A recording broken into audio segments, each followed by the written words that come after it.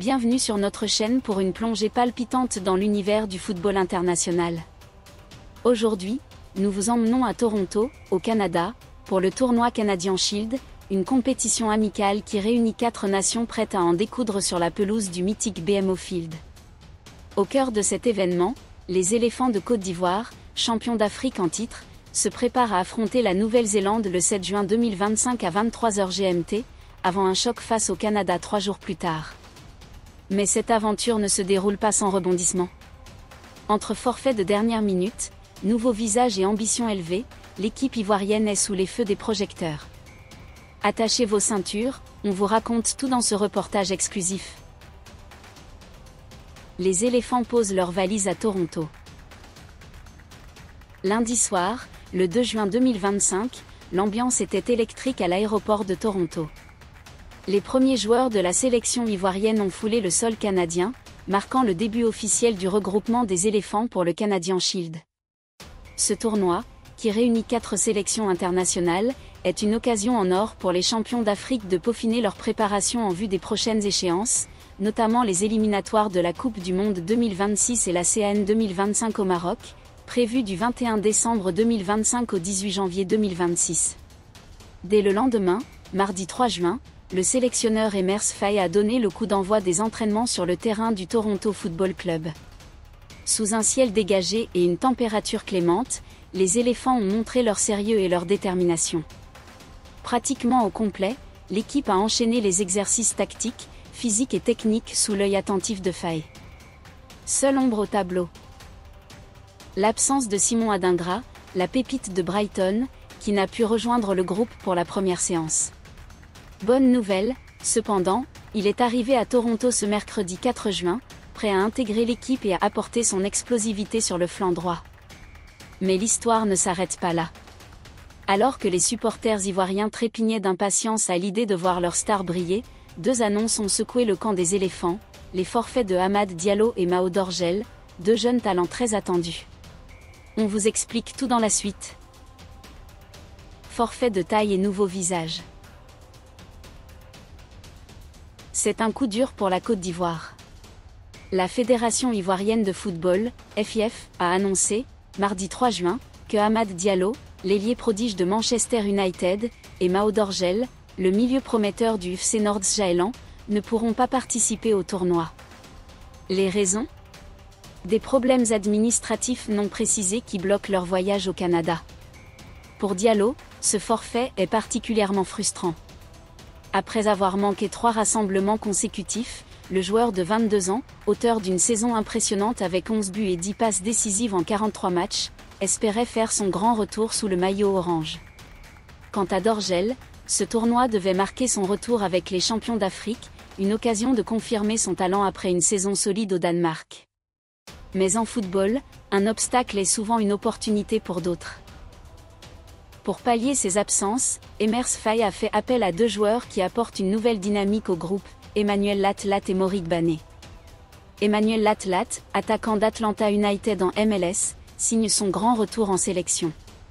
Depuis son arrivée aux États-Unis, l'ancien joueur de Middlesbrough a trouvé le chemin des filets à 5 reprises en 16 matchs, prouvant qu'il a les crocs pour s'imposer. Absent du groupe depuis septembre 2024, il voit dans ce tournoi une chance unique de marquer des points. Moric Bané, quant à lui, découvre la sélection nationale. Le milieu de terrain du Stade de Reims, arrivé en Ligue 1 en janvier 2025, s'est rapidement imposé avec 19 apparitions et une montée en puissance remarquée. À seulement 22 ans, il incarne la nouvelle génération des éléphants, prête à saisir sa chance. Ces changements de dernière minute bouleversent quelque peu les plans d'Emers Faye.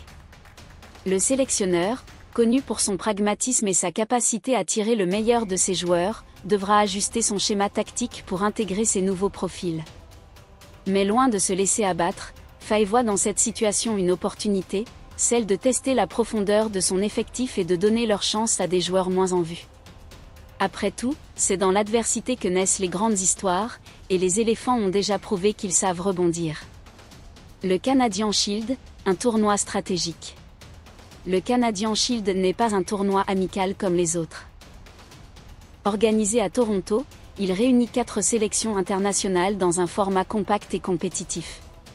Pour la Côte d'Ivoire, ce tournoi est une étape clé dans la préparation des échéances futures.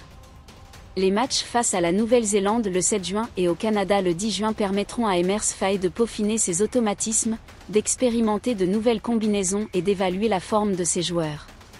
Face à la Nouvelle-Zélande, les éléphants devront se méfier d'une équipe physique et bien organisée, connue pour son engagement et sa discipline tactique.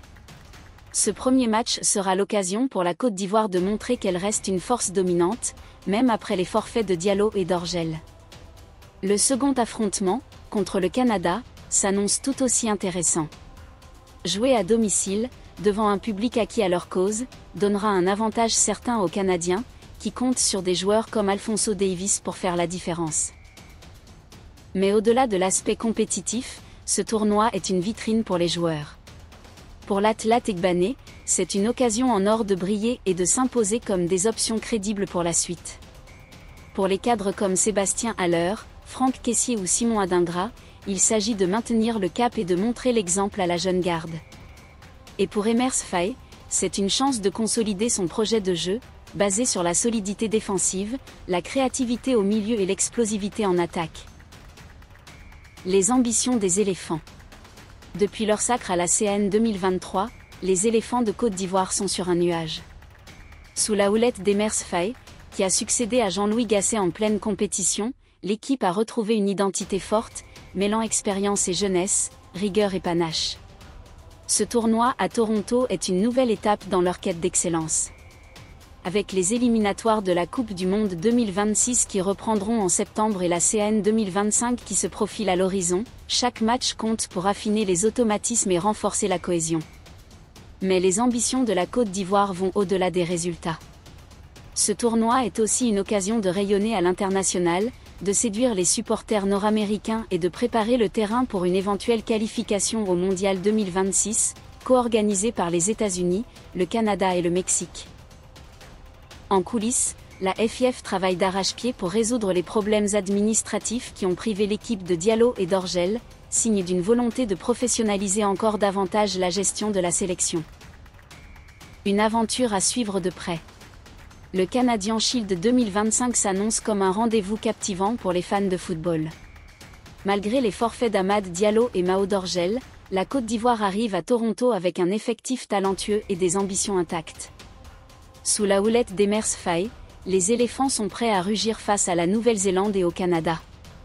Avec des nouveaux visages comme Emmanuel Latlat et Morick Bané, ce tournoi pourrait réserver de belles surprises. Alors, restez connectés. Abonnez-vous à notre chaîne, activez la cloche et suivez-nous pour ne rien rater des performances des éléphants. Qui brillera sur la pelouse du BMO Field? Quels joueurs s'imposeront comme les futures stars de la sélection? Réponse dans les prochains jours. Dites-nous en commentaire ce que vous attendez de ce tournoi et qui, selon vous, sera le héros de ce Canadian Shield. À très vite pour plus d'actualités footballistiques.